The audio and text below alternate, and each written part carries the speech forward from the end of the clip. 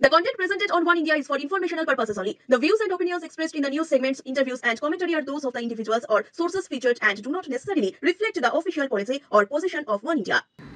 আজকে আমরা আমাদের মাতৃশক্তি, দেবী শক্তি, নারী শক্তি যাদের জন্য ভারতবর্ষের যশস্বী প্রধানমন্ত্রী একটার পর একটা স্কিম নিয়েছেন, যেমন উজালার গ্যাস বলুন, স্বচ্ছ ভারত অভিযানে শৌচালয় নির্মাণ বলুন, প্রধানমন্ত্রী আবাস যোজনার বাড়ি মহিলাদের নামে এগ্রিমেন্ট করা বলুন, মাথা পিছু 5 কেজি করে চাল বা গম অর্থাৎ অন্ন সুরক্ষা যোজনায় দেওয়া বলুন, অথবা পরিশ্রুত পানীয় জল, হার ঘর নল সে জল, জল জীবন মিশনের আন্ডারে বলুন, এই মূল যে 5 বেসিক এমিনিটি সবটাই কিন্তু মাতৃমণ্ডলীকে কেন্দ্র করে।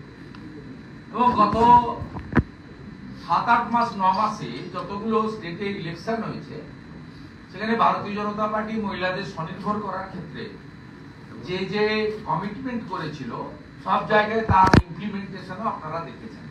হরিয়ানা, ছত্তিশগড়, মধ্যপ্রদেশ, মহারাষ্ট্র এবং দিল্লি এবং উড়িষ্যা, তা স্বাভাবিকভাবে ভারতীয় জনতা পার্টির এবং তাদের পরিচালিত রাজ্য সরকারগুলি এবং কেন্দ্রীয় সরকারের নারী শক্তিকে শক্তিশালী করার যে মিশন, সেটা সবাই লক্ষ্য করেছেন, সবাই জানেন। এবং প্রধানমন্ত্রীর উদ্যোগেই 96 সাল থেকে যে টালবাহানা সেটা পরিসমাপ্তি ঘটিয়ে আগামী 29 সাল থেকে যত নির্বাচন হবে 1/3 মহিলা সংরক্ষণ লোকসভায় এবং বিধানসভায় যশস্বী প্রধানমন্ত্রী নরেন্দ্র মোদীজি দিয়েছেন।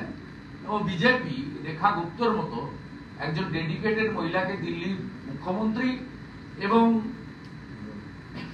আদিবাসী পরিবার থেকে উঠে আসা শ্রীমতী দ্রৌপদী মুর্মুকে ভারতবর্ষের সাংবিধানিক প্রদান করার মধ্য দিয়ে মাতৃশক্তিকে বন্দন করা, শ্রদ্ধা জানানো এবং তাদেরকে ভারত মাতার সর্বোচ্চ জায়গায় আসন করে দেওয়ার কাজটা কিন্তু বিজেপি করছে। তা আমরা এখানে খুব সংক্ষিপ্ত ভাবে আমি যেটা বলছি, দেখুন যে এবারে পশ্চিমবঙ্গে যে দিশাহীন বাজেট হয়েছে, সেখানে মুখ্যমন্ত্রী ঘোষণা করেছিলেন, মানে তার হয়ে মাননীয় চন্দ্রিমা ভট্টাচার্য, অর্থ দপ্তরের রাষ্ট্রমন্ত্রী স্বাধীন দায়িত্বপ্রাপ্ত, যে তারা আইসিডিএস এবং আশা কর্মীদের স্মার্টফোন দেবেন। আপনারা দেখুন, আমি সেদিনই বলেছিলাম বাজেটের পরে 18 অক্টোবর 2023 ভারত সরকারের সংশ্লিষ্ট দপ্তর ministry of women and child development Poshan Abhiyan, Reshma Raghunath Nair, তিনি কবে টাকা দিয়েছেন দেখুন, ডকুমেন্ট দেখুন। টাকা দিয়েছে ভারত সরকার 18 অক্টোবর 2023। এই ধাপ্পাবাজ, ফেরেববাজ, চিঠিবাজ সরকার 2025-এর বাজেটে বলছে এই 2 বছর টাকার সুদ খেয়েছে।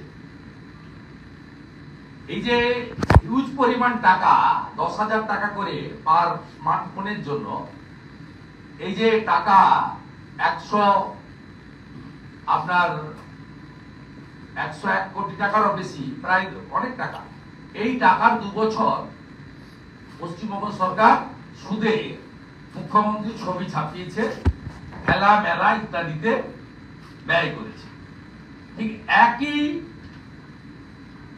জিনিস আমরা আজকে, এটা মূলত এটা আনন্দধারা নাম নয়, প্রকৃত নাম আনন্দধারা নয়, এটা হচ্ছে আমাদের লাইভলিহুড মিশনের অন্তর্গত ভারত সরকারের, এটা পঞ্চায়েত এবং গ্রামোন্নয়ন দপ্তর, যার সম্মানীয় মন্ত্রী আমাদের শিবরাজ সিং, সেই ডিপার্টমেন্টের এটা সংঘগুলো পায়।